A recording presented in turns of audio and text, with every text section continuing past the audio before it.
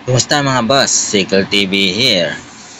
Sa video natin ngayon ay tuturuan ko naman kayo kung paano mag-cancel ng subscription sa BU ngayong 2024. Bali ako po ay nakasubscribe na sa BU at susubukan naman natin siyang i-cancel. Kailangan lang natin pumunta sa Play Store. Tapos pumunta tayo, ilagin natin ang account natin na ating ginagamit. Once na malagin na natin, click lang natin yung account, tapos hanapin natin yung payment and subscription. After nyan, hanapin lang natin yung subscription. Dito mga boss ay makikita nyo na nakapost yung aking upcoming bills para sa next na May 27, 2024. Bali ito ay 3 months. Try natin i-open para makita natin yung pinaka-detalye niya. Ayan, nag-start ako. Ang starting ng upcoming charges ko, kapag hindi ko pa siya kinancel, ay mag-charge ako ng 349 pesos para sa 3 months. And ito siya mga boss. Yan. Kaya ngayon mga boss, gagawin ko ay ika-cancel ko na. Kasi pinost ko siya para hindi siya mag-automatic na mag-charge. Dahil baka mamaya malimutan ko. Kaya ang ginawa ko na ito, i-diretso ko na siyang cancel.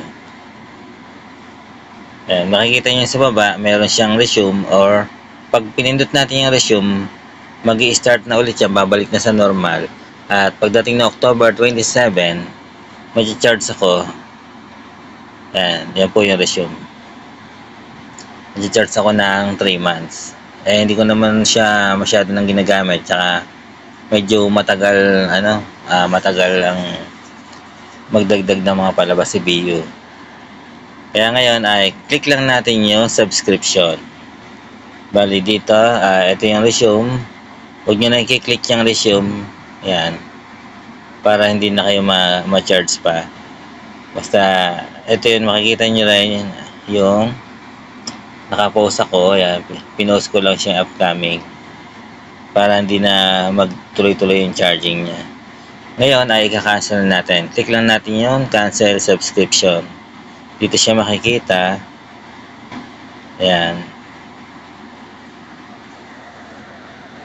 Tapos pumili ka lang ng mga dahilan mo na gusto mong idahilan mo. Before canceling, let us know why you're leaving. Your response may be shared with the developer.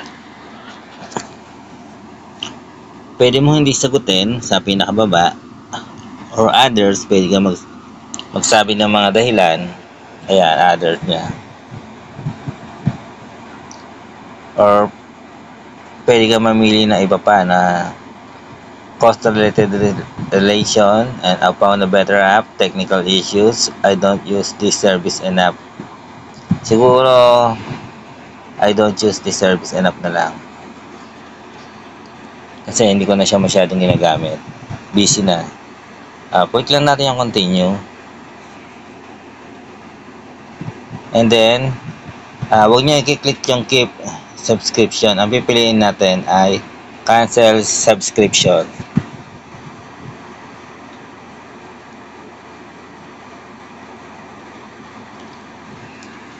Ayan mga boss, makikita nyo na cancel na yung subscription natin. Ayan.